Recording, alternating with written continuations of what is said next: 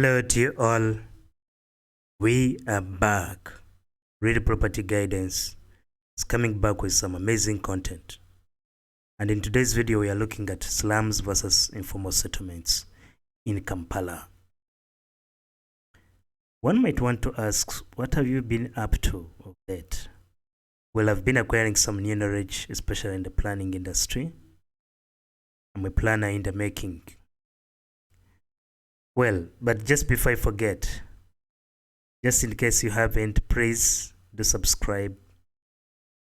You can like our videos, but you can also hit the notification bell and keep getting notified every single time we upload a new video on this channel. Slums versus informal settlements in Kampala. Let's get into it. This is brought to you by Mukaira, an architect by profession, planner in the making, consultant, but also lecturer. This is Kampala City in Uganda. Let's look at a typical informal settlement.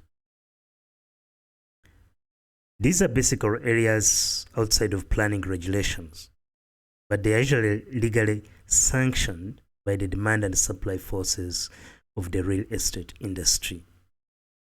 You know, when people want housing, there are going to be organizations or group of people or even individuals who are willing to provide that kind of housing, irrespective of whether they are following the building or planning regulations. And that's what forms an informal settlement. But then when we talk of a slum, okay, a typical slum is characterized by poverty, substandard living conditions, poor drainage, poor waste disposal systems, high crime rates, basically total disorder. That's a slum. Okay? Now, in comparison to an informal settlement, what's the difference? What's the similarity? Now, the key similarity between an informal settlement and a slum is that both of the two scenarios do not follow the planning regulations. There is always disorder.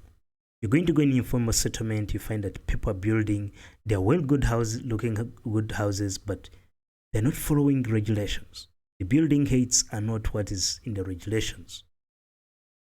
The plot sizes are different. Okay? That's informal. But then the difference between an informal settlement and a slum is that a slum is actually a subset of an informal settlement. Most slums are found within informal settlements. And the entire Kampala is actually a big informal settlement. We always wonder why people are not actually making some research on planned settlements within Kampala. There are very few. But I wonder why I didn't make that my dissertation topic. I should try that next time. Well, there was a research done by Act Together Uganda in 2014 that established that there were 57 slums within Kampala's 5 divisions of Kawempe, Lubaga, Machindi, Nakawa, and then the Central Division. Within the Central Division, it was established that there were 7 slum areas. You go to Kawempe Division, 14 of them were identified and documented. Machindi Division, 15 of them. Most of these slums, if you're living in Kampala, you already know them. Nakawa Division, 6 of them, has the fewest among the 5 divisions.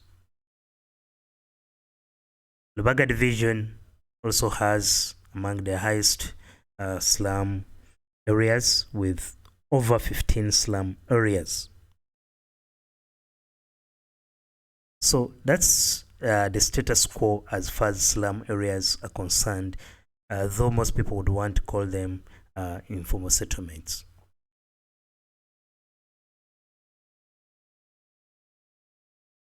This has been Mukaira. real estate, architecture plus land management, education and guidance.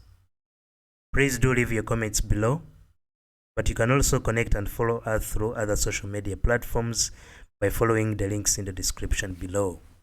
We do have architecture designs and construction guidance. It's a Facebook page.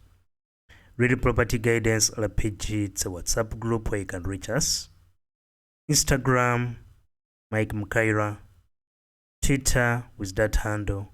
All these are very interesting social media platforms that you can reach us and have a conversation regarding some of these interesting topics.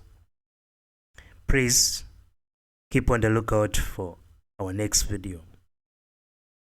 But also, just do remember, subscribe just in case you haven't, like, and then hit the notification bell and keep getting notified every single time I do upload a new video to this channel.